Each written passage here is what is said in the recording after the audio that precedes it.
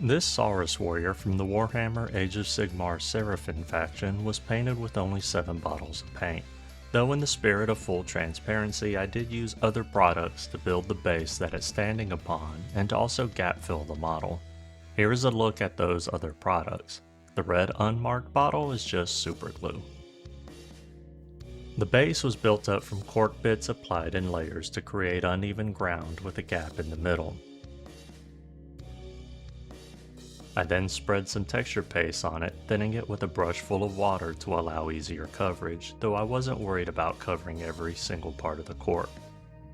Once the texture paste was fully dried, I spread some PVA glue around the base with a wet brush and sprinkle on some tiny foam rocks, though real rocks would work fine, and then I add a few sprigs of foliage. After the adhesives had ample time to cure, I coat the miniature with several passes of white primer before hitting the metallic areas with liquid chrome from Molotov. This stuff leaves a mirror-like finish, but only if you put it on fairly heavy. It will self-level some, but you do have to be mindful that it doesn't clog the sculpt of the details. Also keep in mind this stuff dries quickly as it is alcohol-based, so be careful not to go over any areas a second time until it's fully dry. I'd recommend practicing on some cheap army men if you've never used this stuff before. Moving on, I use contrast paints for my base coats, first tinting the metal elements. I wanted a dark grayish purple for the silvery steel, and I wanted to avoid blue as that's what the scales would be. However, the mix ended up looking pink, but I said screw it and moved on. The Plaguebearer flesh did give a nice gold tint, however, and I applied this to the underbelly, hands, and feet of the lizard folk, as well as sporadically around the base. Just keep in mind that the contrast paints will matte the mirror finish of the metallics quite a bit, and if you want to retain that finish, you would need to use something more transparent, such as Tamiya's clear colors. For the blue scales, I apply a thermatic blue all over it, and then give a second pass on the upper center of the back, and finally, I thin this color with water and add a light pass on the edges of the yellow underbelly, spreading the paint into the blue areas. This adds a slightly better transition between the yellow and blue, giving it a mild green tint.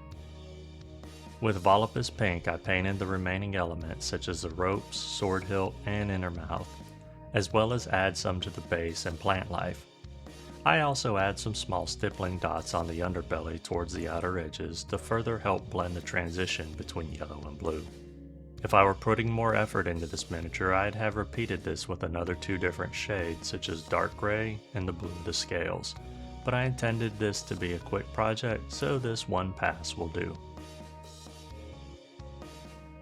Done now with what I consider my base coats, I move on to adding some shadows, mixing 2 tones of browns from the pinkish contrast paint and black, and a lighter brown tone by mixing the 3 contrast paints I've used so far. The darker brown was used somewhat like a panel liner, adding a shadow around the metals, and the lighter brown was used to glaze volumetric shadows over the metals. I also used the 2 browns on the base, with the darker tone for the deepest shadows and the lighter tone to help fill in any remaining white spots. I next mixed the black and blue and used this to fill the deepest recesses of the scales. This was tedious, but it didn't take as long as I thought it would, since a contrast mix flowed easily, though oils or enamels would have been easier and faster. I finish up the shadows with pure black for lining anywhere between different materials, such as the ropes and scales or the flesh and metals. For the eyes, I just blacked in the socket before adding a white sclera, then a black slit down the center and Plaguebearer flesh to tint the white to yellow. Nearing the end now, I move on to adding some highlights, mixing the pink contrast paint with white to highlight the pinkish red elements such as the ropes, sword hilt, and inner mouth.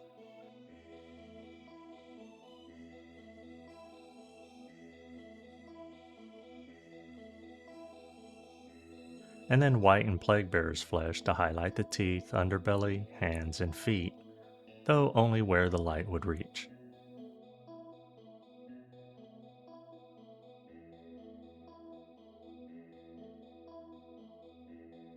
And the last highlight with paint is of pure white for the blue scales, as edge highlights. I then do a second pass of white to brighten the tips of the points even further. Now, how I highlight the metals was definitely something I've never done before. I had dropped this miniature while painting it and noticed that a little edge of the shield had lost some of the plague bearer flesh that tinted it, leaving the chrome underneath to shine through. So I took the edge of my X-Acto knife and gently scraped the contrast paint away on the edges of the metallics, much like it was chipping medium. This wouldn't work with regular metallic acrylics, but it's working with this chrome because I had put it on fairly thick. It was slow and tedious, but it definitely did give it a scratchy, beat-up look. Approaching the finish line, I add a little swamp water gel in the small ravine and let it dry for 24 hours, before adding a little clear acrylic water gel over top, which I also let set for another 24 hours. These gels are thick but will self-level some, but you do still need to be mindful with where you put it due to its glossiness. I added a second application of the clear water and let it dry yet another day. And by building this up a little at a time, I didn't have to build a temporary border to keep the gel from running off the edge of the base. I then finally get to call it a night after about 5 hours of total work, with about 4 of that from actual painting. This is where I stopped. For things I like, the metallic highlights done by scratching the tinting contrast paint off looks great in person, as it's very dull in places, but with bright glints from the reflecting light. The red freckling on the underbelly also looks pretty good and helps break up the monotony. And though the base is simple, it was still fun to build, and it was not a chore to paint.